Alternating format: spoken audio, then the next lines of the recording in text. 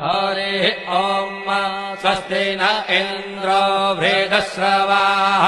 स्वस्ति नः पूषा विश्ववेदाः स्वस्ति नस्तार्क्ष्यो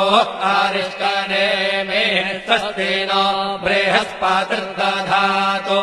ॐ पयः पृथिव्यां पय ओषधेषु पयो दिव्यन्तरिक्षे पयोधाः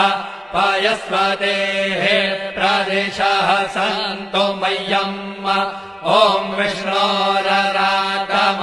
विष्णोः श्रोत्रेस्थो विष्णोः